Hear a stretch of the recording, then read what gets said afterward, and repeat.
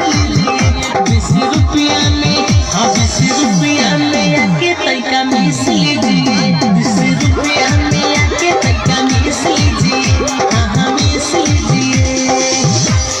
आप लोग को जवानी के मध्य अनुसार नजर में रखते हुए मेरे मीना बाजार में आ गया है। मरगरी घुटा कर लीजिए 5000, मरगरी जला कर लीजिए 3000, स्टेज के पीछे लीजिए 10000, स्टेज के आगे लीजिए 2000। हाउ भी लीजिए, वो भी लीजिए, ये भी लीजिए, सब कुछ लीजिए। आइए आइए भैया, सब कुछ लीजिए। ले ला ले ला ले ला ले ला। पूछे के बा पूछ देतानी उतर, सुखर जवानी के जवाब दी कबूतर। पूछे के बा पूछ देतानी उतर, सुखर जवानी के जवाब दी कबूतर। सुखर जवानी के जवाब दी कबूतर, जवाब दी कबूतर। देरी करते हैं काहे जल्दी पीस दीजिए, देरी करते हैं काहे जल्दी पीस दीजिए 20 रुपया में, हाँ 20 रुपया में आके तैका मिस लीजिए 20 रुपया में आके तैका मिस लीजिए। मोटी को लीजिए 50 रुपया, पतली को लीजिए 30 रुपया, गोरकी को लीजिए 100 रुपया, सवार की को लीजिए 60 रुपया। ले लीजिए भैया, ले लीजिए। जमाने के महीना बाजार बा, फुल सर्विसिंग के दामी 1000 बा, 1000 बा, 1000 बा।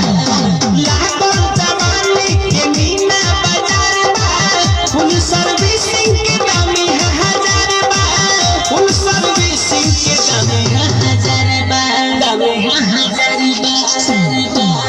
जिन्हें मोहन करे उन्हें आके घिस लीजिए, जिन्हें मोहन करे उन्हें आके घिस लीजिए 20 रुपया में, हाँ 20 रुपया में आके तैका मिस लीजिए 20 रुपया में आके तैका मिस लीजिए। जी हाँ, एक आवश्यक सूचना, बारातियों के लिए खास ऑफर है मेरे कंपनी की तरफ से। लड़का के फूफा जी लेंगे 50% छूट, लड़का के मामा जी लेंगे 30% छूट, लड़का के जीजा जी लेंगे कंपनी की तरफ से फ्री।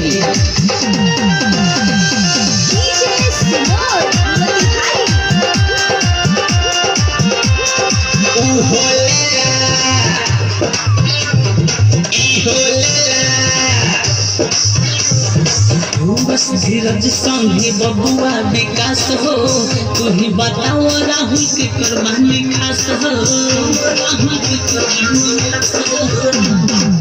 बस धीरज संगे बबुआ विकास हो, तू ही बताओ राहुल के करवाने खास हो, तू ही बताओ राहुल के करवाने खास हो, के करवाने खास हो, खास हो। सावन गौतम जी बख्शीश दीजिए, सावन गौतम जी बख्शीश दीजिए 20 रुपया में, हाँ 20 रुपया में आके तनी मिस लीजिए 20 रुपया में आके तनी मिस लीजिए। अरे क्या पूछ रहा है भैया?